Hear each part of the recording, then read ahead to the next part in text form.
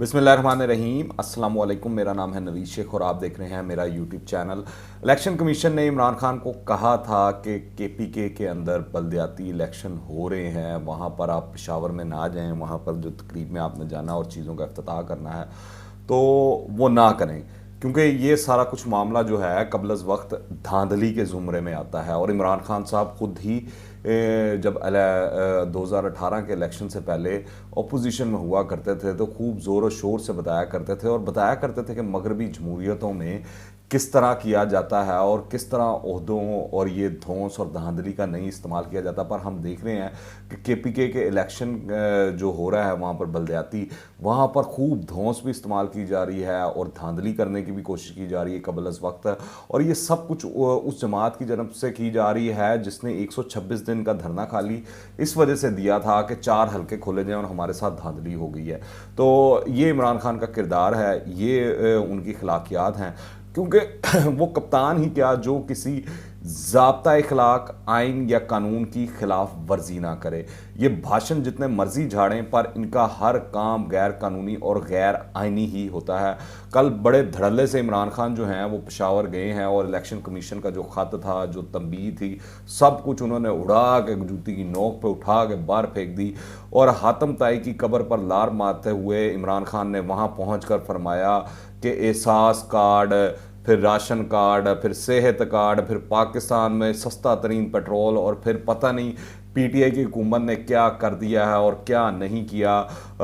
फिर पाकिस्तान को फलाई रियासत बनाने के जो दावे थे इमरान खान के, और फिर ये भी बताया गया कि पाकिस्तान जो है वो दुनिया में सस्ता तरीन मुल्क है, जिसके बाद लोगों ने अपने कान पकड़ लिए। यही कह सकता हूँ मैं, और क्या कहूँ। और ये सब कुछ वो कह कू कर चले गए और बता दिया इमरान खान ने कि इलेक्शन कमीशन की उनकी नज़र में क्या औकात है, क्या वक़्त है।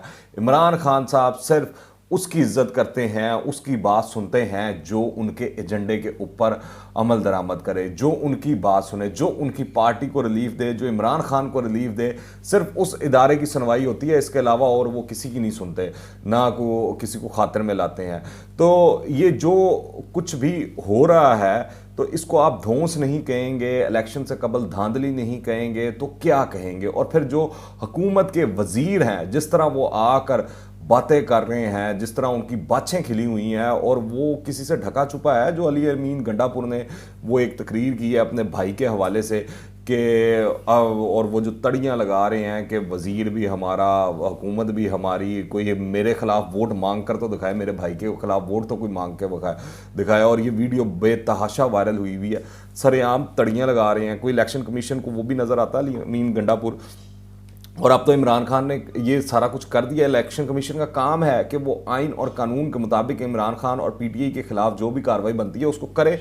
फिर खबरें ये भी हैं कि आप देखें जो मुस्लिम लीग नून के रहनुमा हैं एयाज सादिक साहब, वो पंजाब और वफाक में इन हाउस तब्दीली का मिशन लेकर लंदन पहुंचे हुए हैं और इस हवाले से बहुत सी चीज़ें चल रही हैं, बहुत लंबी तफसीलात हैं। लंदन में एयाज सादिक जो है, बताया जा रहा है कि नवाज शरीफ से मुलाकात में और इन हाउस तब्दीली के हवाले से उनको कायल करेंगे। और ये वो यहाँ लाहौर में बैठे हुए और पंजाब में बैठे हुए जो पीटीआई नून लीग के लीडरान हैं बड़े बड़े, उनका पैगाम लेके गए हैं। और कहा यही जा रहा है कि जाना तो शहबाज शरीफ ने था, पर एयाज सादिक को भेजा गया, क्योंकि शहबाज शरीफ जाते तो वो खबरें और वो सारा मामला जो है वो ज़्यादा बड़ा होता। तो एयाज सादिक के जाने से कहा यह जा रहा है कि वो भी जिसके नुमाइंदा हैं सब भी जानते हैं। साथ ही एयाज सादिक जो हैं वो तहरीक इंसाफ के 25 से ज़ायद अरकान असम्बली की फहरिस्त भी नून लीग की कायद के हवाले करेंगे। पार्टी कायद की जानिब से ग्रीन सिग्नल मिलने पर नाराज़ अरकान को अपने साथ में लाया जाएगा। बदले में नाराज़ हुकूमती अरकान अगला इंतखाब मुस्लिम लीग नून के प्लेटफॉर्म से लड़ेंगे।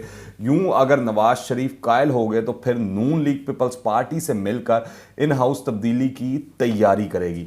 मुझे नहीं मालूम कि ये स्कीम कामयाब होती है, फार्मूला लगता है कि नहीं लगता। मैं बस ये याद करवा दूं कि गवर्नर पंजाब चौधरी सरवर भी आजकल जो हैं वो लंदन में ही मौजूद हैं और वो वहाँ से खूब अपनी जमात के ख़िलाफ़ ही गोले बारूद बरसा रहे हैं, खूब ताबड़तोड़ हमले कर रहे हैं और वो जो बयानात दे रहे हैं, हेडलाइंस भी बन रही हैं, जो वो बातें कर रहे हैं और जिस तरह वो अपनी हुकूमत को एक्सपोज कर रहे हैं, मुझे नहीं लगता कि अपोजिशन कर पा रही है इस तरह।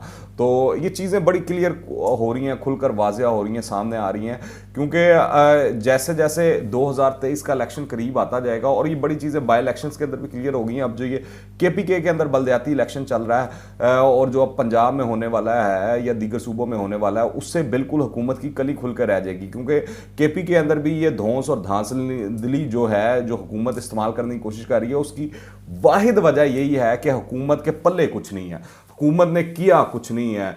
तो अब जो कुछ करना है वो उन्होंने ये जो गैर आइनी और गैर कानूनी तरीके हैं उसके थ्रू ही करना है ना। जब आपकी कारकर्दगी नहीं होगी, लोग आपको पसंद नहीं करेंगे, तो फिर आप धांधली करेंगे, फिर आप कोई ना कोई जुगाड़ लगाने की कोशिश करेंगे, फिर इलेक्शन जीता जा सकता है। वैसे तो नहीं जीत सकती ये पीटीआई। तो इसी तरह अब जो पीटीआई के अंदर जो लोग मौजूद हैं वो नए दरख्त ढूंढ रहे हैं, नए घोंसले ढूंढ रहे हैं और पीटीआई से उड़ना चाह रहे हैं फुर करके। तो क्योंकि उनको मालूम है कि अगला इलेक्शन जब भी हुआ तो पीटीआई के टिकट के ऊपर इलेक्शन जीतना मुश्किल ही नहीं होगा बल्कि नामुमकिन होगा। पीटीआई की मकबूलियत का हाल मैं आपको बताता चलूं कि आप ये देख लें कि अभी 2-3 दिन पहले इस्लामाबाद में कामयाब जवान के ड्रामे को कामयाब बनाने के लिए जिस तरह सरकारी तालीमी इदारों के तलबा को ज़बरदस्ती जबरी तौर पर बसों के अंदर गाड़ियों में भर भर कर लाया गया, वो भी सबके सामने। इत्तफाक से उस दिन मैं वहीं से गुजर रहा था उसके सामने से, और बहुत बड़ी तादाद थी जो बसेस थी, उसके अंदर बच्चे ही बच्चे जो है ना वो भर के ला रहे थे और वो इस तरह लग रहा था यूनिफॉर्म्स पहने हुए हैं, वो वहाँ से स्कूलों या कॉलेजों से छुट्टी हुई है तो उधर से लेके वो सीधा जो है इमरान खान की तकरीब में लेकर पहुंच गए हैं। फिर आप देख लें इस हवाले से सरकारी नोटिफिकेशन भी आया हुआ है और फिर जो वीडियोस वायरल हुई हुई हैं जिसके अंदर जो वो नौजवान है जिनको ज़बरदस्ती लाया गया है वो तंग आकर, वैसे भी ये एक तो लोग इमरान खान की कारकर्दगी से बिल्कुल तंग आए हुए हैं, पर क्योंकि इनके बच्चों को तो ज़बरदस्ती लेकर आया गया तो वो नारे लगा रहे थे स्टेडियम में खड़े होकर, गली गली में शोर है इमरान खान चोर है। तो ये नारा जो है कभी इमरान खान नवाज शरीफ के खिलाफ लगवाया करते थे, कभी आसिफ अली जरदारी के खिलाफ लगवाया करते थे, आज ये नारे उनकी मौजूदगी के अंदर उनके सामने लग रहे हैं। इसके बाद मेरे ख्याल से कुछ कहना बाकी नहीं रह जाता और इनमें शर्म होती तो ये डूब मरते। याद रखें ये वो ही पार्टी और इमरान खान है जो नून लीग को ताने दिया करते थे कि आप जब जलसे करते हैं तो पटवारियों की मदद से करते हैं, पटवारी आपके लिए लोग इकट्ठे करके लाते हैं, बंदे इकट्ठे करके लाते हैं, तो फिर आपका जलसा होता है। इसीलिए जो इमरान खान है ये इमरान खान का इजाद करदा लफ्ज़ है पटवारी के। जो नून लीग की वर्कर्स हैं उनको पटवारी कहा जाता है, उसको ये कहते हैं। तो अब इमरान खान जो हैं ये खुद स्कूलों कॉलेजों और जो रियासती मशीनरी है उसका इस्तेमाल करके जलसे कर रहे हैं, क्योंकि जो कारकर्दगी है उसके साथ तो नहीं ये जलसे जुलसे हो सकते। फिर हुकूमत ने गैर मुल्की सरबराह मुमलिकत की जानिब से मिलने वाले तहाइफ तोशा खाना में जमा कराने और वज़ीर आज़म इमरान खान के अपने इस्तेमाल में रखने की तफसील बताने से मुकम्मल तौर पर जो है वो मुकर गई है और इस्लामाबाद हाई कोर्ट के अंदर एक बार फिर हुकूमत ने मोहलत मांग ली है।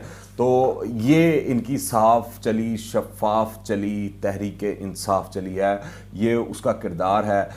ये चीज़ें हैं जो रोज़ ब रोज़ जो है इमरान खान अपनी हरकतों से, अपनी कारकर्दगी से, अपनी पार्टी समेत अपने आप को भी रोज़ाना एक्सपोज कर रहे हैं। आप देखें हुकूमत के हवाले से जहाँ से भी वो लोकली कोई कंपनी हो सर्वे कर रही हो, इंटरनेशनल कंपनी हो वो सर्वे कर रही हो, हर जगह से हुकूमत को सिर्फ गालियाँ ही पड़ रही हैं। इनकी कारकर्दगी पर लोग इनको लान तान ही कर रहे हैं। इस वक्त मुल्क में कानून की हुक्मरानी का फुकदान दिखाई देता है, क्योंकि कानून सिर्फ गरीबों पर लागू हो रहा है। अभी मैंने गुज़िश्ता वीलॉग किया, उसके अंदर आप देख लें 2 रोज़ पहले जो कुछ पंजाब के बड़े शहरों के अंदर, सिंध के अंदर और दीगर सूबों के अंदर लाकानूनियत के हवाले से हुआ है, वो आंखें खोल देने के लिए काफ़ी है। बदकिस्मती से आवाम को हुकूमत और अपोजिशन दोनों की जानिब से बेवकूफ़ बनाया जा रहा है। IMF के जो कारिंदे हैं वो पाकिस्तानी मईशत को तबाही के तहाने पर पहुंचा चुके हैं और इस तरह लगता है कि ये हुकूमत भी किसी बैरूनी एजेंडे के ऊपर कार फरमा है और पाकिस्तानियों पर मुसल्लत की गई है ताकि पाकिस्तान का कबाड़ा किया जाए, पाकिस्तान का बेड़ागर किया जाए।